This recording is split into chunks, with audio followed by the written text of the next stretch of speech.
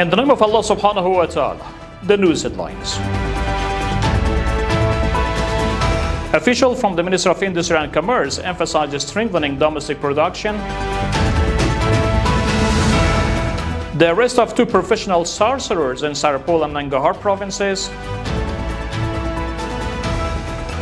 And the death toll from floods and landslide in Indonesia rises to 442 individuals. Welcome to today's news package. It's Monday, the 10th of Jumada Thani 1447, the 10th of August 1404, and the 1st of December 2025. The news details.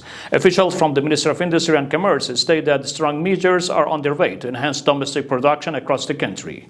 Speaking at the opening ceremony of the national and international exhibition of Afghan industry and culture in Kabul, Maulavi Qabil Muhammad Abid, the head of the exhibition at the ministry, stated that such exhibitions play a significant role in economic growth and development. He further added that the ministry has planned 52 exhibitions this year to support domestic products and investment opportunities in various provinces.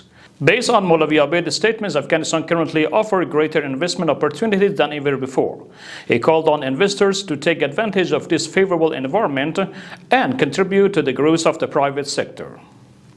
The Ministry for Promotion of Virtue and Prevention of Vice and Hearing of Complaints reports that its inspectors have arrested 2 professional sorcerers in the provinces of Saripol and Nangarhar for performing acts contrary to Islamic Sharia and collecting money from the citizens. In accordance with the ministry, the individuals had acquired large sums of money through such unlawful practices, and the seized funds have now been returned to their rightful owners. The news continuation. The press office of Herat province states that based on the statistics from Herat Chamber of Commerce and Investment, 90.97 million kilograms of dried fruits have been exported to more than 20 countries in the first 7 months of the current year. The total value of the exports amount to over $57.7 million US, marking a 3-fold increase compared to the same period last year. The exported products include almonds, pistachios, dried figs, dried apricots, various types of raisins, prunes, pistachio kernels, walnuts, peanuts, and roasted chickpeas. According to the provincial office, the shipments were exported to Austria, Belgium, Canada, the Netherlands, Germany, the United States, Iran, Qatar, Turkey, India, Saudi Arabia, and several other countries. And finally, Al Jazeera news agency quoting Indonesia's National Disaster Management Agency reports that the death toll from recent floods and landslide has risen to 442 individuals.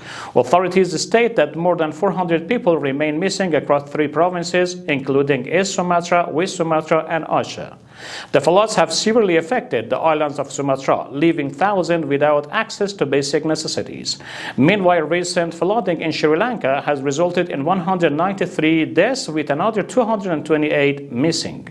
Reports indicate that over 25,000 homes have been destroyed and approximately 147,000 people displaced, promoting the declaration of a state of emergency in Colombo, the nation's capital.